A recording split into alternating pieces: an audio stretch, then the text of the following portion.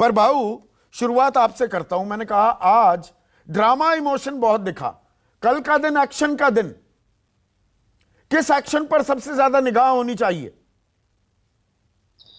मुझे लगता है निगाह कोर्ट पे होनी चाहिए कि अब हवाबाजी बहुत हो गई, दोनों तरफ से ताल बहुत ठोकी गई। अब जो नोटिस इशू हुआ है डिप्टी स्पीकर का 16 लोगों के बर्खास्ती के लिए, अब उसके खिलाफ ये लोग कोर्ट में जाने की बात कर रहे हैं, हाई कोर्ट में। और यही कारण है कि उन 16-18 जो भी लोग हैं उन्हें वाई कैटेगरी की सुरक्षा भी प्रदान की है केंद्र सरकार ने, ताकि आप मुंबई में जाओ तो एक लवाजमा के साथ जाओ। मुझे ये भी खबर मिली है कि बॉम्बे में पैरामिलिट्री फोर्सेस का मूवमेंट भी बढ़ा है, यानी अब इनका मुंबई में आना तय है। सवाल है कि अब बातें बहुत हो गई बाहर, जैसा इसके बारे में हमने कल भी बात, अब बातें होगी सदन पे, बातें होगी अधिकार पे, बातें होगी संविधान। सबसे पहले जो ये 16 लोगों का जो निष्कासन है, इसमें ये कह रहे हैं कि इलीगल है, ऐसा कुछ हो ही नहीं सकता, ये अपने अपने तर्क दे रहे हैं।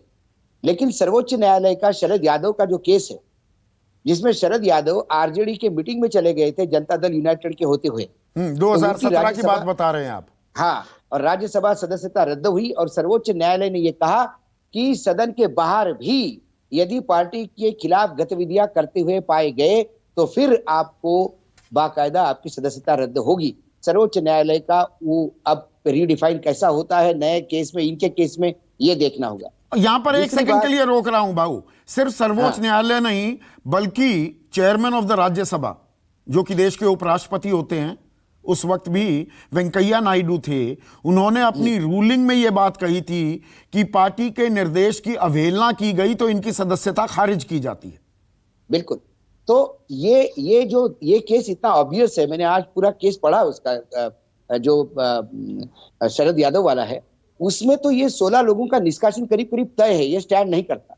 यदि ये 16 लोग भी निष्कासित हो गए तो ये गुवाहाटी वाला मामला तो तुरंत फेल हो जाएगा।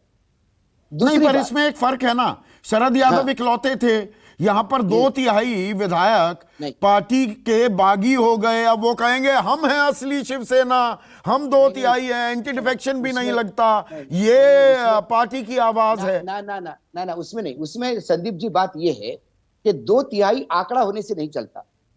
ये 2/3 सभापति ने रिकॉग्नाइज कर लेना चाहिए और उनको तुरंत विलय करना होता है किसी पॉलिटिकल पार्टी। यस, यदि आप विलय नहीं करोगे तो भी वो डिस्क्वालीफाई होते हैं। 2/3 का सिर्फ मामला नहीं है, उसका सेक्शन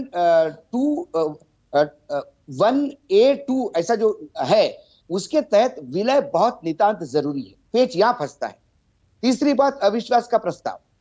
अविश्वास का प्रस्ताव के मामले में यह है कि अविश्वास का प्रस्ताव जब तक आप मिलके नहीं देते हो एक ऑफिशियल लेटर पैड पे या ऑफिशियल मेल से, क्योंकि हर नेता का, हर एमएलए का एक ऑफिशियल मेल आईडी है, आप और किसी मेल आईडी से दे नहीं सकते, और it is not prerogative of the speaker to entertain any mail from any source, तो उसको भी आप अविश्वास का प्रस्ताव नहीं मानते।